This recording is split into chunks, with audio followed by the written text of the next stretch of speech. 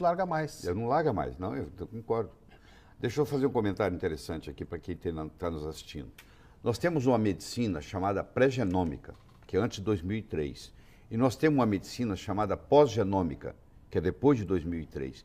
Em 2003 foi publicado o genoma humano. 13 anos de pesquisa, bilhões de dólares, publicou-se o genoma humano. Esperava-se que nós íamos ter pelo menos 120 mil genes, porque nós temos 120 mil proteínas diferentes no corpo. Então a esperança era que, a expectativa é que ia ter 120 mil genes. E qual não foi a surpresa? Que nós temos apenas 23 mil genes funcionais.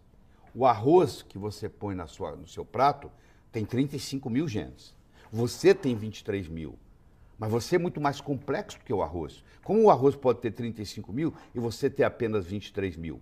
Aí chegou-se à conclusão que quem controla a biologia não é a genética, é a epigenética. Antigamente, o que se chamava de lixo do DNA era um conjunto de proteínas que ficava em volta do DNA que ninguém sabia para que servia e chamava lixo. Era o lixo, era o junk.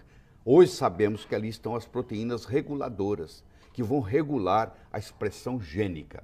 E traduzindo isso para você, a mãe morreu de câncer de mama, a irmã mais velha morreu de câncer de mama, a mulher vai no consultório e diz para o doutor, eu vim aqui porque eu quero tirar minhas mamas, eu quero fazer uma mastectomia radical bilateral profilática. Que é um crime. Que é um crime.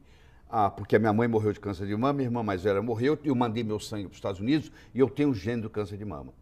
Antigamente você não tinha o que fazer, era esperar vir o câncer. Hoje você vai dizer para essa mulher, ó, das duas uma, ou a senhora vai ingerir crucífera é brócolis, é repolho, é nabo, é couve-flor, é couve de Bruxelas, etc., 2 vezes por semana, ou a senhora vai ingerir um suplemento chamado indol 3-carbinol, 200 miligramas, diariamente, ad infinito, pro resto da vida.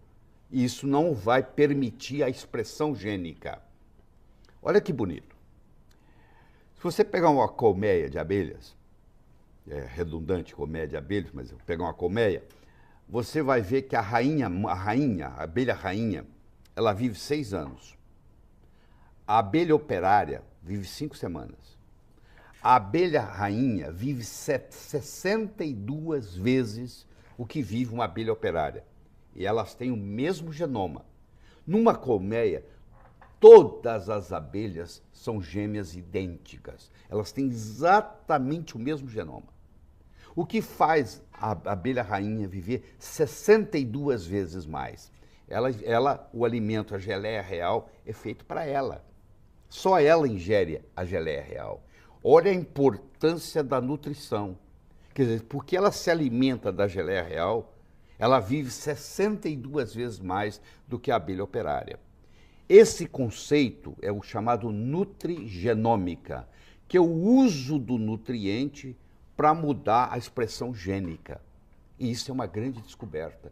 E eu digo para as pessoas, você não é refém da sua hereditariedade. Não, meu pai morreu de câncer de mama, de câncer de próstata, minha mãe morreu de câncer de mama, eu estou fadado a ter câncer. Não é verdade, entendeu? Ninguém é refém da sua hereditariedade, porque hoje, com a epigenética, com a nutrigenômica, nós podemos revolucionar tudo. Isso aqui é o bonito. Legal. Você dá para o paciente a esperança, entendeu? Ele chega ali preocupado. Você falou em geleia real para a abelha rainha. Sim. Ele tem algum efeito em nós humanos? Não é do mesmo jeito, e tem um porém. A geleia real foi feita para a mulher, para a fêmea. Então ela tem bastante hormônio feminino. Então eu não aconselho o homem a fazer uso de geleia real a longo prazo, porque ele vai ter consequências outras. Que é um alimento estritamente feminino, feito para a rainha. E na mulher ajuda? Contribui sim, contribui, ajuda sim, ajuda. Não é uma coisa grandiosa, mas ajuda. Tem muita coisa que a natureza faz que ajuda. Isso chama xenormese, esse conceito, que foi descoberto pelo um professor de Harvard recentemente, que vai provavelmente ganhar também o Prêmio Nobel de Medicina. Ele mostrou o seguinte, que, por exemplo, se você deixar uma uva sem dar agrotóxicos para ela, que ela se vire, problema dela. Ela vai nascer uma uvinha murchinha e vai lutar contra as pragas e os fungos, mas nessa luta ela vai desenvolver um fator que chama fator X, que nós chamamos hoje de resveratrol, e que agora o homem, o ser humano ingere aquele resveratrol e aquilo vai e estimula o gene da longevidade, que chama sirtuína. Então, hoje nós estamos usando resveratrol para prolongar a vida humana.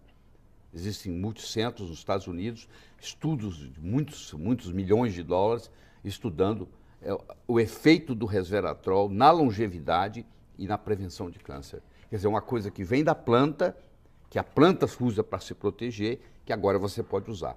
Esse fenômeno chama-se xenormese, porque a palavra xeno, do grego, quer dizer estrangeiro. Veio da planta para o ser humano. Isso é uma das coisas, Ana, que eu estou suplementando há 1 ano e meio e que tu também está suplementando. Eu também já estou há 1 ano e meio desde que o senhor falou e eles me recomendaram, Entre eu tomo outras, o resveratrol. entre Bom, do lado da minha outras. cama, do lado da minha cama deve ter uns 30 vidrinhos Mas assim, vai muito bem, maravilhosos, é que só mesmo. tem me feito bem. E é isso mesmo. E aí, como na faculdade de medicina, nós médicos não somos treinados em nutrição, o colega médico que está nos assistindo há de convir que você teve 6 horas de aula de nutrição, o resto foram as formas pediátricas, que a não ser que você seja pediatra, não teve aplicabilidade na sua clínica. Então, o médico não sabe nada de nutrição. Eu sempre me interessei por nutrição e sou nutrólogo, sou oficialmente nutrólogo. Nós somos 1.041 nutrólogos no Brasil. Então, quando você vai estudar nutrologia na profundidade, você volta a 400 anos antes de Cristo, quando Hipócrates, o pai da medicina moderna, dizia que o seu alimento seja o seu remédio e que seu remédio seja o seu alimento. Isso a partir do genoma, isso agora tomou conta. Cada vez mais os médicos vão ter que entender mais de nutrologia, cada vez mais.